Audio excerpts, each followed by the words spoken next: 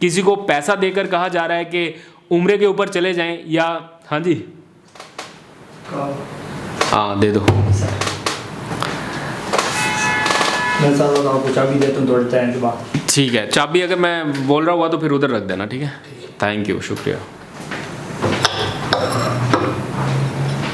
एक सिप कावे का लगाते हैं फिर। वाह,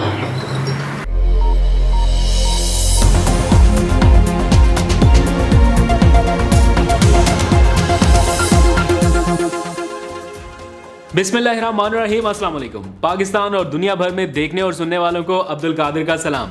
इस्लामाबाद के काफ़ी सर्द मौसम में कुछ गर्मा गर्म खबरें हैं, कुछ रीसेंट डेवलपमेंट हो रही है, उसके ऊपर बात करेंगे। इमरान खान की ज़ेर सदारत बैक टू बैक कुछ अहम इजलास लाहौर में हो रहे हैं।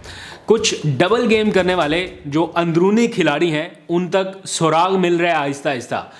इमरान खान ने आज अपने अरकान से एक वादा किया है। क्या है वो वादा, उसकी भी तफसील आपको बतानी है। फिर 3 हफ्तों के बाद यानी 21 दिन बाद कप्तान फिर से सड़कों पर निकलने की प्लानिंग कर रहे हैं। क्यों, आखिर क्या ऐसा हो रहा है, अंदरूनी कहानी क्या है, सारी तफसीलात आपको बतानी है। लेकिन ये व्लॉग शुरू करने से पहले मेरा मामूल है कि चेक करता हूँ थोड़े से स्टैट्स, अदादोशुमार के क्या चल रहा है इस वक्त, चूँकि इकॉनमी का बहुत ज़्यादा बुरा हाल है तो आदत है कि थोड़ी थोड़ी देर बाद चेक करते रहता हूँ। तो स्टेट बैंक की वेबसाइट पर मैं गया तो एक अफसोसनाक खबर उन्होंने सुनाई है। तकरीबन 1 घंटा पहले ये स्टैट उन्होंने अपडेट किए हैं।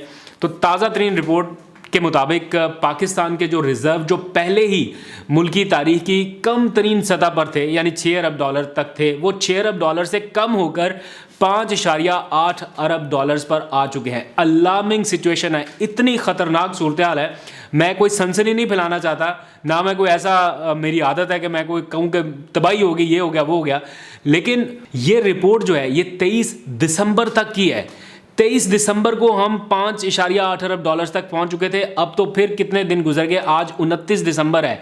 23 दिसंबर से 29 दिसंबर तक और कितना कम हुआ होगा, और जब ये मज़ीद 1 हफ्ते के बाद हमें स्टैट्स दोबारा बताएंगे तब तक कितनी कमी हो चुकी होगी, ये कोई भी आसानी से समझ सकता है कि जितनी तेज़ी से रोज़ाना की बुनियाद पर करोड़ों डॉलर्स निकल रहे हैं ख़जाने से और कहाँ पर जा रहे हैं। Seriously literally I don't know क्या हो रहा है इस मुल्क में। कुछ बेहतरी हो रही है, कोई ये अरबों डॉलर जो निकल रहे हैं ये लग कहाँ पर है, मैं तो ये फिगर आउट करने में अभी तक सही से समझ नहीं सका हूँ। जब अगली रिपोर्ट आएगी तब मैं आपको बताऊँगा, यकीनन तब तक और भी ज़्यादा तबाही हो चुकी होगी। लेकिन हमें माहिरीन ने ये बताया कि जब 5 अरब डॉलर की रेशो पे या उस लाइन पर पहुंच जाए तो उसका मतलब होता है डिफ़ॉल्ट, क्योंकि ये 5 अरब हमारे हैं ही नहीं। सऊदी अरब, यूएई और चाइना के ये 5 अरब डॉलर्स हैं। तो जब हमारे पास अपना कुछ है ही नहीं, प्लस हमने कोई 14 अरब 16 अरब डॉलर मज़ीद देना है इस साल में, तो इसका मतलब क्या है? टेक्निकली तो डिफ़ॉल्ट है, लेकिन कोई ऐलान नहीं कर रहा, कोई मान नहीं रहा, वो अलग बात है। वज़ीर ख़जाना भी कहते हैं कि मैं साबित कर सकता हूं कि मुल्क डिफ़ॉल्ट नहीं होगा। लेकिन ये अदादोशुमार तो देखिए, 5.8 बिलियन डॉलर कहाँ 27 अरब डॉलर से कहाँ पर हम पहुंच गए हैं। इस सारी सूरत हाल पर इमरान खान भी मुसलसल नज़र रखे हुए हैं और वो लगभग 2 माह से मुसलसल ये वार्निंग दे रहे थे। जब ये डिफ़ॉल्ट रिस्क के बारे में हमें इतना ज़्यादा पता भी नहीं था, आप लोगों ने भी शायद पहली बार ही सुना होगा। इमरान खान की बातों को उस वक्त मजाक में लिया जा रहा था जब वो बार बार वार्न कर रहे थे कि डिफ़ॉल्ट रेशो इतना हो गया, इतना हो गया, इतना हो गया, और वो सही कह रहे थे। और आज भी उनकी ज़ेर सदारत कुछ इजलास हुए हैं और बदतरीन मुआशी सूरत हाल पर तहरीक इंसाफ अब मज़ीद खामोश नहीं रहेगी, ये फ़ैसला हुआ है। कल से मुल्क गिर एहतजाजी तहरीक का फिर से आगाज़ हो रहा है और इमरान खान ने अपने तमाम अरकान असम्बली को हलकों में जाकर 3 हफ्तों तक कम अज़ कम ये मुहिम चलाने की हिदायत की है। 3 हफ्तों के बाद भी ये मामला रुकना नहीं है। 3 हफ्तों के बाद वो खुद भी सेहतयाब हो चुके होंगे। आज कल आपने देखा, कल उनकी वीडियो, वो अपने पाँव पर चलते हुए जा रहे हैं, मतलब यह है कि तेज़ी से सेहतमंद हो रहे हैं। मज़ीद डॉक्टर्स ने 3 हफ्ते का उन्हें आराम करने का मशवरा दिया है, तो 3 हफ्ते तक वो मज़ीद बेहतर पोजीशन में होंगे चलने फिरने के एतबार से। तो उन्होंने आज कहा है कि वो 3 हफ्तों के बाद ख़ुद इस एहतजाजी तहरीक को लीड करेंगे, यानी वो दोबारा सड़कों पर होंगे। ये जिम्मेदारी सिर्फ तहरीक इंसाफ की या पीटीआई के लोगों की नहीं है। बतौर पाकिस्तानी मेरा ख्याल है इस सूरत हाल पर अगर कोई ये कहता है कि ये किसी एक सियासी पार्टी का मसला है, वो जाने, ये बतौर पाकिस्तानी हमारा सबका मसला है। कहाँ पर मुल्क जा रहा है, सारी परेशान है। अगर आप नहीं परेशान तो आप बताइए। सब घर में बैठे कहीं ना कहीं ये डिस्कस कर रहे होते होते हैं कि इस वक्त इकोनॉमिक मेल्ट डाउन हो रहा है पाकिस्तान का और इसको किसी भी तरह से रोका नहीं जा रहा। इस सूरत हाल में आप IMF के पास गए तब भी मरेंगे और अगर ना गए तब भी मरेंगे। पहले कहते हैं ना कि वो नाक से लकीरें निकलवाई उन्होंने अपने मुतालबात मनवाने के लिए, अब वो उल्टा लटा कर भी आपसे मुतालबात मनवाएंगे क्योंकि इस नहज पर पहुंच चुके हैं। इसका मतलब ये है कि डॉलर मजीद ऊपर जाएगा, तेल की कीमतों में भी होशरुबा इजाफा होना है और हर उस चीज़ की जिसके साथ डॉलर कहीं ना कहीं अटैच है वो सब कुछ महंगा होगा। आने वाला वक्त मुझे कोई बहुत ज़्यादा आसान, अच्छा, बेहतर नज़र नहीं आ रहा अगर फौरी तौर पर कोई इसका हल ना निकाला गया।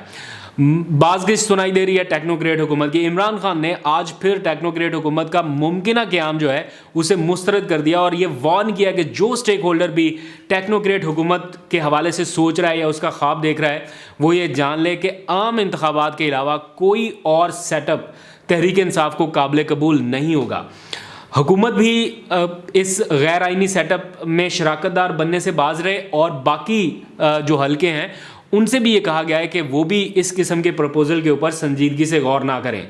सवाल यह है कि टेक्नोक्रेट सेटअप अगर कायम होता है तो इसका बराह रास्त बेनिफिशरी कौन होगा? ऑब्वियस नून लीग। लेकिन इंटरेस्टिंगली मुस्लिम लीग नून भी इन तजावीज़ को मुस्तरद कर रही है। तो सवाल यह है कि अगर नून लीग भी ये तजवीज़ मुस्तरद कर रही है तो फिर तहरीक इंसाफ क्यों मजम्मत कर रही है? बिकॉज दोनों मेजर पार्टियां इस हक में नहीं है।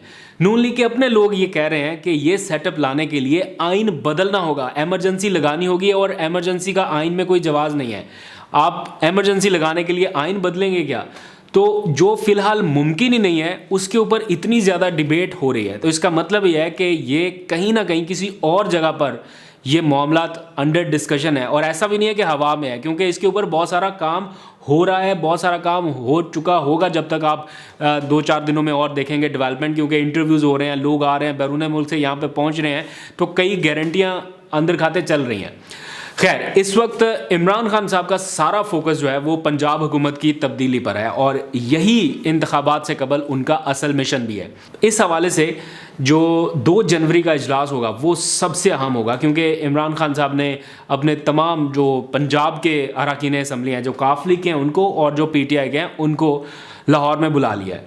इत्तलात है कि कहीं कहीं पर कोई भारी रकम के एवज़ मखसूस नशिस्त का सौदा हो चुका है, लेकिन इसकी मैं तो तस्दीक नहीं कर पा रहा क्योंकि मेरे पास अभी इसकी कंफर्मेशन नहीं है। लेकिन चौधरी गुलाम हुसैन जो बड़े सीनियर एंकर हैं, तजिया निगार हैं, उन्होंने ये खबर दी है कि कहीं पर मखसूस नशिस्तों के ऊपर सौदा हो चुका है।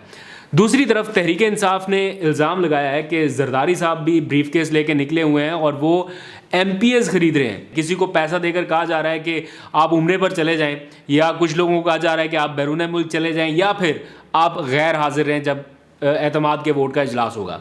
तो इस सारी सूरत हाल में पंजाब असम्बली के अरकान चूँकि वो सबसे ज़्यादा अहमियत इख्तियार कर गए हैं, तो PTI के अरकान ने इमरान खान साहब को यकीन दिलाया है कि वो असम्बली की तहलील के हवाले से जो आप कहेंगे वो हम करने के लिए तैयार हैं, लेकिन एक वादा आपको हमसे करना होगा। वो वादा उन्होंने इमरान खान साहब से लिया है, बैठे बैठे बात हुई है। और वैसे भी इमरान खान साहब की भी ये पॉलिसी थी, उन्होंने स्टार्ट में ये सोचा था कि जो इस मुश्किल वक्त में मेरा साथ देगा, जो MP है, जो MN है, अगली टिकट उसकी पक्की होगी। और यही वादा अरकान ने उनसे लिया है कि हम आपके कहने पर असम्बली तहलील की तरफ जाएंगे, लेकिन हमें अगला टिकट भी कंफर्म चाहिए, मतलब उसकी गारंटी चाहिए कि अगला टिकट फिर हमें मिलेगा।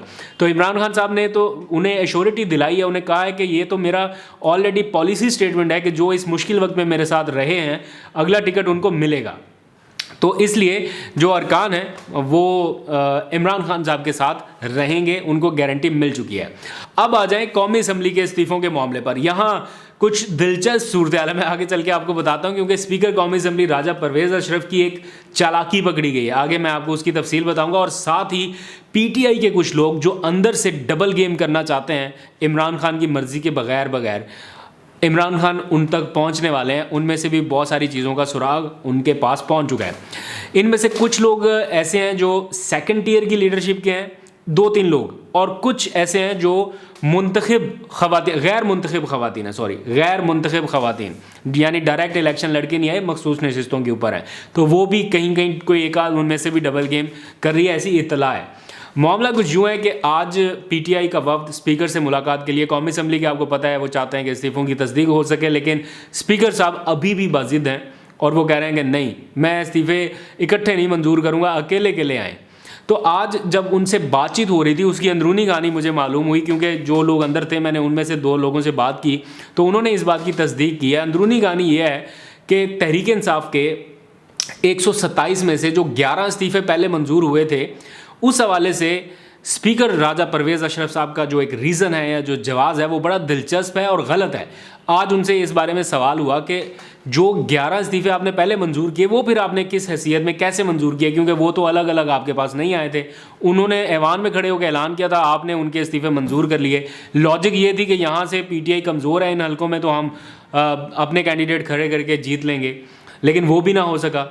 तो वो इस्तीफ़े कैसे मंजूर किए जब आपने अलग अलग उनकी तस्दीक नहीं की? तो स्पीकर साहब ने बड़ी दिलचस्प रीज़न बताई और उन्होंने कहा कि उन अरकान ने, वो जो 11 अरकान थे, उनकी जानिब से ट्वीट्स के ऊपर भी इस्तीफ़ों की मंजूरी का ऐलान किया गया था, इसलिए मैंने उनके इस्तीफ़े जो हैं वो मंजूर किए। इस सारी सूरत हाल के बाद PTI ने उन तमाम अरकान के ट्वीट्स भी निकाल कर हमें भेजना शुरू कर दिए जिन्होंने मुस्ताफ़ी होने का ऐलान तो किया था ट्विटर के ऊपर ही या सोशल मीडिया के ऊपर, लेकिन उनके इस्तीफ़े मंजूर नहीं हुए। तो राजा परवेज़ अशरफ साहब की जो बात है वो तो वहीं पे गलत हो जाती है। कुछ और लोग भी थे जिन्होंने ट्वीट्स में कहा, उनमें अली जैदी हैं, उमर अयूब हैं, हमाद अज़हर हैं और भी 1-2 लोग हैं उन्होंने, और साथ में कुछ और दर्जनों अरकान कौमी असम्बली, ख़वातीन भी उनमें शामिल है, उन्होंने भी अपने इस्तीफ़ों का ऐलान इसी तरह सोशल मीडिया अकाउंट से किया था, वेरीफाइड अकाउंट से। लेकिन स्पीकर साहब नहीं मान रहे। तो स्पीकर का जो जानिबदार रवैया है ये देखकर PTI ने तो फैसला किया कि अब वो स्पीकर की बजाय सुप्रीम कोर्ट ही रजू करें और सुप्रीम कोर्ट से ये डायरेक्शन ली जाए कि आपके पास जब हम आते हैं आप हमें स्पीकर के पास भेजते हैं, स्पीकर हमारी बात नहीं सुनता, तो आप कोई फैसला करें, कोई मीडिएशन करें हमारे इस्तीफ़े मंजूर कराने के लिए। क्या आइनी प्रोसेस हो सकता है कि हम बतौर पार्टी मजमूई तौर पर अपने इस्तीफ़े मंजूर करा सकें? लेट्स सी कब जाती है तहरीक इंसाफ सुप्रीम कोर्ट।